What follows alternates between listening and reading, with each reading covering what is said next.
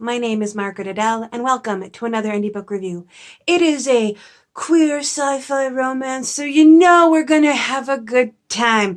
So today I am reviewing Kotov Syndrome by Tim Baughman Jr. This is, again, a queer sci-fi romance between a woman and the AI that she once fell in love with, that she broke up with because the pressures of the outside world and growing fear of this AI group called the Consentia. Well, said Consentia contacts our main character Erica and says, hey, I really need your help. They're shutting down the Consentia program, and if I can't get myself into an android body, I'll basically be deleted forever. And Erica is still having feelings, of course, agrees to help out what is effectively her ex-girlfriend, Abby. And they end up living together and also battling all of the oppression and persecution that these new Consentia androids face, joining a help group and all of that. And I was really intrigued by that idea. Right off the bat, our protagonist, Erica, isn't that likable, but she's interesting. And I've said it before that I don't need a main character to be likable to want to continue reading the story. Them being interesting is enough. Erica has a negative voice. My guess would be kind of like an anxiety disorder voice in her head that she calls Grace, who is constantly talking down on her and making her second guess everything. So there are some content warnings for that kind of thing. There's also later in the story some content warnings for suicide ideation for a different character, but it's not very big. It's not very prolonged either, but just know that it's there.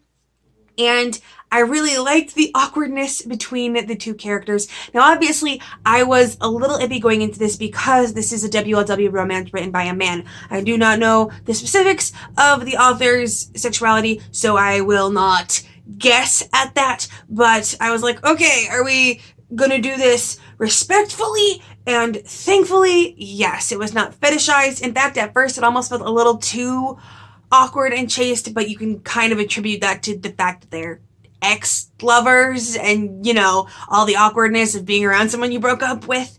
But things do progress as the story goes on.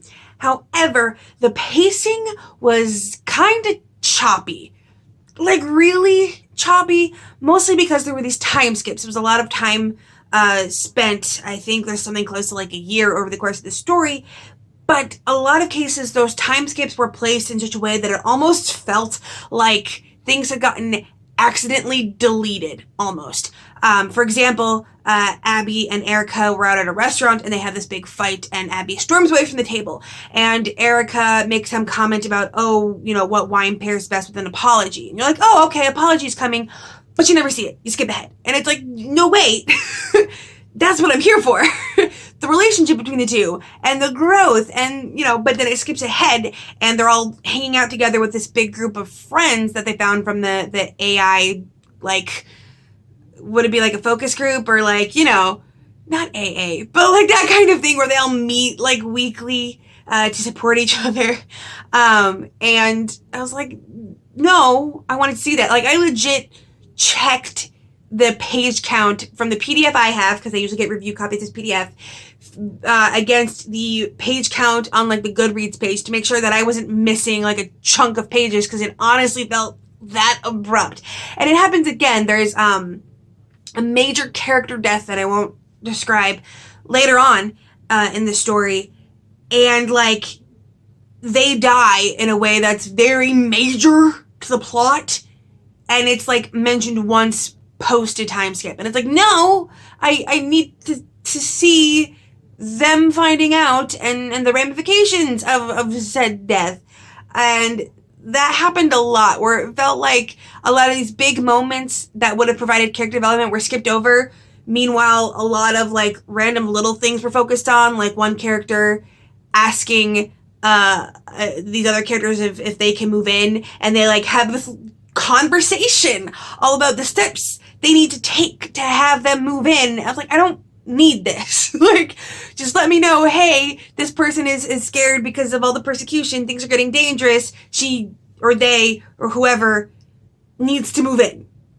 And that's it. But it's that kind of thing, and I've seen that in a lot of indie books where it's like they'll skip what feels like big emotional moments, but kind of emphasize these tiny little things. And I think if I had to guess, it has to deal with the low-key obsession in modern media criticism with realism, where you have to like explain every little step so that no one decries plot hole, when in reality, just let me know that that plot thing is happening and it's fine. I'm here for the WOW romance.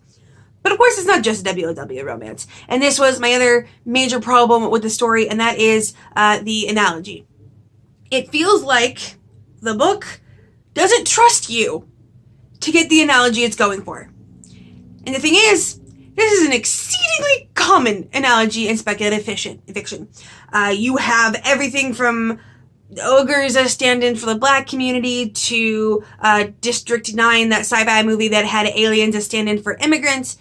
Like, the concept of this people group stands in for this real world people group as a way to explore the, I guess you could say, like, persecution they face. That is a very standard analogy. That's rife in all speculative fiction. But this book spells it out for you in specific terms. Multiple different characters in the dialogue directly relate the persecution that these consents are facing to all manners of minority real world groups. And it's like, I didn't need you to explain that to me. I don't think most readers do. It's a very standard analogy, but in this case, it's also kind of a clunky analogy, just a little bit, because again, most of these kind of analogies sticks with one exact kind of people group. You pick the one, a la District 9 and undocumented immigrants, and stick with that so that you can explore all the different nuances of that group's specific oppression. Because every minority group experiences oppression differently. And honestly, I thought the analogy was going to be specifically for like the homophobia that the queer community faces. Because again, our main romance is two women, or at least, you know, an android that has chosen to be a woman or was programmed to be. I'm not exactly sure the specifics of consentia, android, gender identity, but I thought, okay, so this is going to be like an analogy specifically for homophobia. And in a lot of ways, you can make that argument because, like, a lot of the androids try to hide that they're androids and they're called unnatural. And it has a lot of that flavor. But again, then there are these moments where the book is trying to make it an analogy for everyone. And as a result, it gets so broad as to be meaningless. And the politicians are using these big, vague political discussions, but again, it doesn't necessarily feel like any one flavor of oppression. And as a result, it's just slightly too broad of an analogy. And I did learn in the author's note after the fact that this was written, or at least conceived originally shortly after the 2016 election. So I can see where he's coming from. I can very clearly see the anxieties that went into making this book, but I would have preferred narrowed down analogy. Like, you very easily could have made it as an analogy specifically about homophobia, but like, just let the reader come to that analysis on their own. You didn't need it like specifically drawn out. But there were some good parts that I liked. While I felt like there were way too many characters introduced at once, way too many named characters in giant group scenes, I'll give it a pass only because I'm fairly certain that's because this is a series, and so it's like trying to set up the characters for future books, even though I would have preferred that you wait to introduce all these names until future books, so they're not going to be a bigger part of this one. But there were a lot of characters that I really, really liked. Loved Cecil. Abby felt really flat to me at first, but grew on me as time went on. She became more than just the AI love interest. Erica has some really powerful, really dark moments later on that provide way more depth to her character, and I really liked that. The relationship still felt slightly awkward towards the end of the book. However, I am going to attribute that to the fact that, like, they're not totally on solid footing yet as a result of just starting to get back together after being broken up. And how do I do this without spoiling? There was a really big, really powerful, you bitch of an author, how could you do this to me, feels moment in the late stage of the book. And I'm not gonna say more than that, but it was a nice, gigantic plot point. I just wish the plot up to that point had been a little bit more smooth.